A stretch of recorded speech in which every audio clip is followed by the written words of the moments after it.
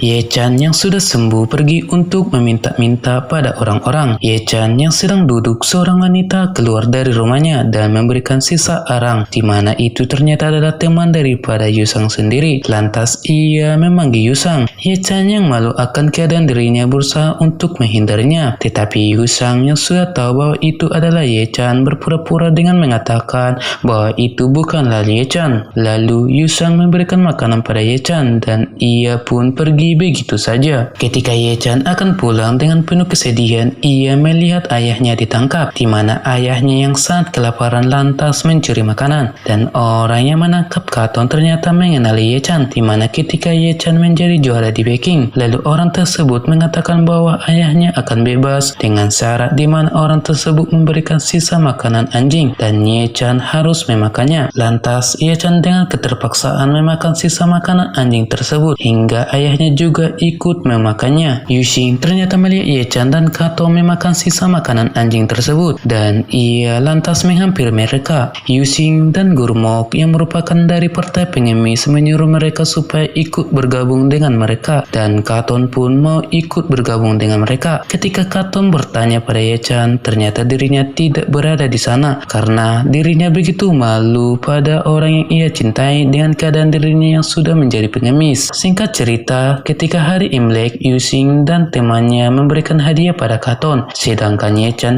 hanya tidur saja. Tibalah di mana Guru Mok mengatakan pada Yuxing supaya dirinya menjadi ketua partai pengemis mereka, tetapi Yuxing mengatakan bahwa dirinya tidaklah mungkin menjadi ketua. Lantas Katon mengatakan bahwa anaknya Ye Chan bisa menjadi ketua mereka, tetapi mereka semua banyak yang tidak setuju karena Ye Chan kerjanya hanya tidur saja dan mana mungkin dirinya menjadi ketua mereka. Scene berpindah di mana Katon memasukkan Ye Chan ke dalam kandang anjing supaya dirinya mampu kungfu lagi. Ye Chan mencoba kabur dari atas atap. Ketika Katon memberikan tongkat padanya, bukannya mendapatkan tongkat tersebut, ia malah masuk ke dalam kandang tersebut dan dengan kondisinya yang sangat memprihatinkan. Ketika Ye Chan beristirahat di bawah pohon, seorang pengemis datang yang dimana pernah ia tolong ketika seorang petugas restoran mengusir pengemis tersebut, dan Ye Chan baru menyadari bahwa pengemis tersebut pernah ia tolong. Pengemis tersebut mengatakan bahwa dirinya adalah pimpinan besar partai pengemis. Saat Ye Chan akan melanjutkan tidurnya, ia bermimpi bahwa ia mendapatkan jurus Buddha tidur dan dijuluki sebagai si tukang tidur, dan ternyata yang melakukan hal tersebut ialah pengemis tadi. Ye Chan terbangun dari tidurnya dan mendapat dirinya telah sembuh dari luka yang ia alami. Beralih pada Ciu, yang dimana ternyata dirinya melakukan sebuah ritual yang dimana mempersembahkan sebuah bayi supaya dirinya mendapatkan kekuatan hidup kekal. Ternyata Yuxing dan Guru Mok mengintai mereka. Ciu memasukkan bayi tersebut pada sebuah alat dan meminum darahnya. Selain itu, Ciu merencanakan ingin membunuh kaisar dan ingin menjadi penguasa di sana. Ketika Yuxing berbicara pada Guru Mok, Ciu mendengar percakapan mereka dan langsung mendatangi mereka hingga terjadi perkelahian antara prajurit Ciu,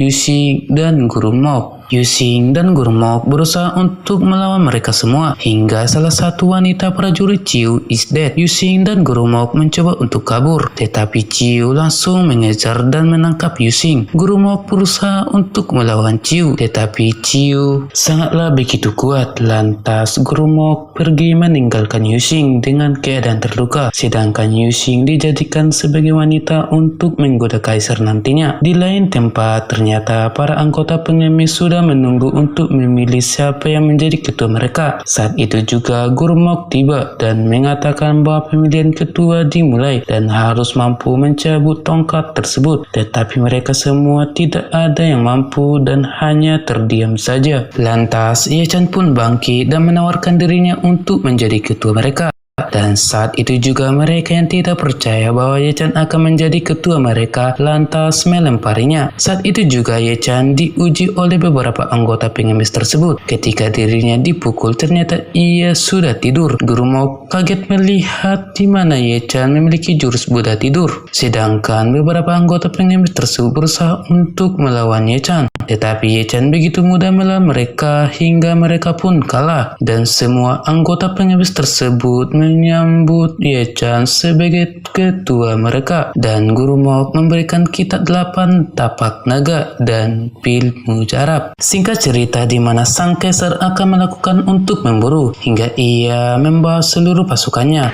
Sengko bertanya pada Ciu mengapa dirinya membawa wanita tersebut, di mana itu adalah Yuxing yang sudah dipengaruhi oleh Ciu. Lantas Yuxing pun dibawa kepada sang kaisar. Sengko yang sedang minum mendengar suara dan ia menyuruh salah satu prajuritnya untuk melihat keadaan. Prajurit tersebut mengatakan bahwa ada sekelompok orang yang datang. Lantas mereka pun langsung menyalakan asap sebagai tanda adanya musuh dan mereka membentuk formasi. Sekelompok orang yang datang itu adalah Ye Chan dan anggotanya. Sengko bertanya pada Ye Chan mengapa dirinya datang ke sini. Ye Chan mengatakan bahwa dirinya datang hanya untuk sedekah saja. Ye Chan juga mengatakan bahwa Ciu berencana untuk membunuh kaisar, tetapi Sengko tidak percaya akan perkataan Ye Chan. Seketika itu juga Ye Chan melewati semua prajurit tersebut dan ia lari menggunakan kuda untuk menemui sang kaisar.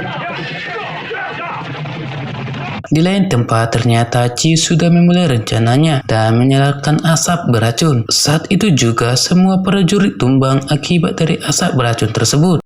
Dan prajurit daripada Ciu datang untuk menyerang sang kaisar. Ketika Ye Chan dikejar oleh Sengko, tiba-tiba prajurit daripada Ciu menembaki mereka. Lantas Sengko baru menyadari bahwa Ciu telah berkhianat. Scene berpindah pada prajurit yang akan menyerang anggota daripada pengemis tersebut. Saat itu juga asap beracun datang hingga mereka semua tumbang. Sedangkan para pengemis dan Kato menggunakan air kencingnya untuk menangkal asap beracun itu. Di lain tempat, ternyata markas sang kaisar sudah diserang oleh prajurit daripada Ciu, dan saat itu juga Yuxing yang sudah dipengaruhi oleh Ciu berusaha untuk membunuh sang kaisar.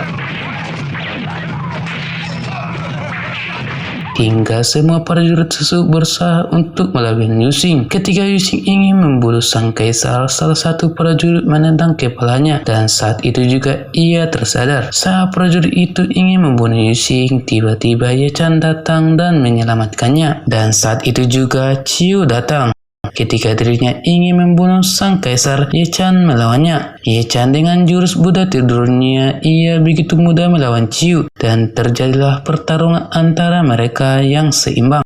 Ketika Ye Chan melakukan 18 tapak naga, tiba-tiba Ciu meledak.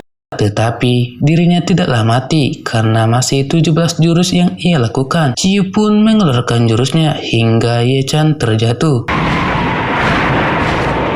Saat Ye Chan melihat kitab 18 tapak naga, ia lantas menyadari bahwa jurusnya harus digabungkan, dan saat itu juga Ye Chan menggabungkan 18 tapak naga tersebut, dan yang terjadi, Ciu pun meledak dan menjadi debu.